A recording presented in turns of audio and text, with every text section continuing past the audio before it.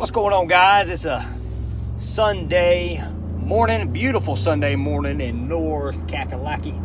I'm headed to the office. I got quite a bit to do today. It's late morning, but I got quite a bit to do today because I'm going to be picking up the phone and calling junk removal businesses all throughout the country all next week.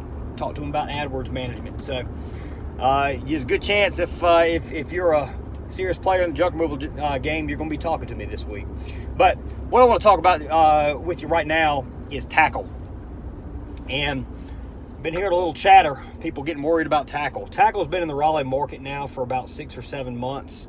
I don't think we've seen any negative impact on our business. I think Takl is just a way for the everyday hauler, pickup truck hauler, that we've been competing in quotation marks, since we started. You know, and you're always going to have the competition, the guys in pickup trucks.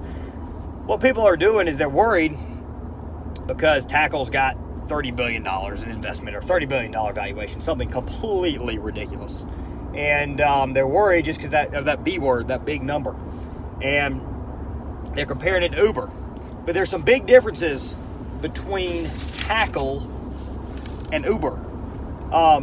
Number one, unlike Uber, the service providers on Takl are not going to be better. So somebody that hires Bubba off of Takl is, Bubba is not going to be providing the same level of service as junk doctors.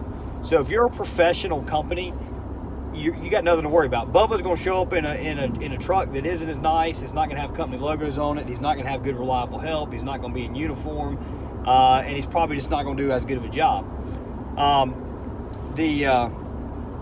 So what you're going to have is mainly the cheap people, the customers that we really don't want. The cheap customers are going to use Takl. That's just going to be another medium for them to find the best price. And we don't chase price, and you need to get to the point where you don't chase price.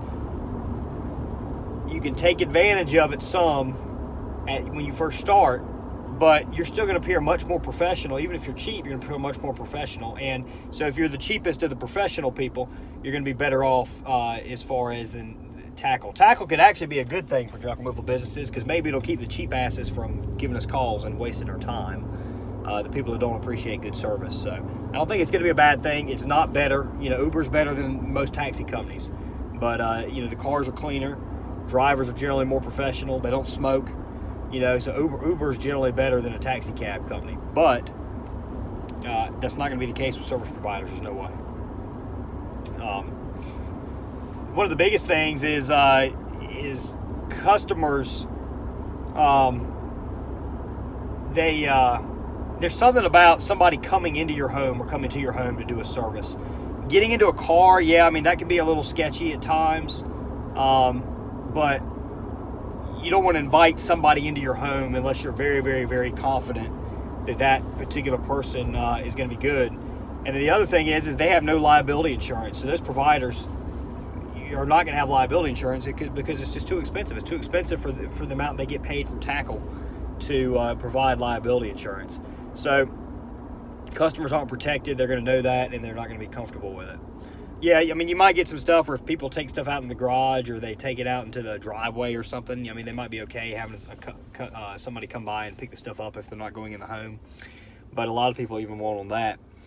And since they don't have liability insurance, your apartment complexes and your other commercial companies that require certificate of insurances, Takl providers aren't going to be able to do those because they don't have liability insurance. And the final thing is people are just getting freaking tired of apps. Every time you turn around, somebody's venting an app and venting an app and venting an app. You just get tired of it. It's just every would-be entrepreneur out there just thinks they're going to go out there, they're going to build an app and make millions and millions of dollars. And the guy that started Takl very well might, because he's just got a crazy number of people that have invested in it. But I wouldn't worry too much about it. You don't want everyone to ignore it. I think what you might want to do is really shore up your processes and your management and your customer service, and just make sure you're being found out. So make sure you're reaching people. I guess reaching as many people as you can right now before Takl catches on, if Takl's going to catch on, is going to be huge. I don't think it's going to catch on.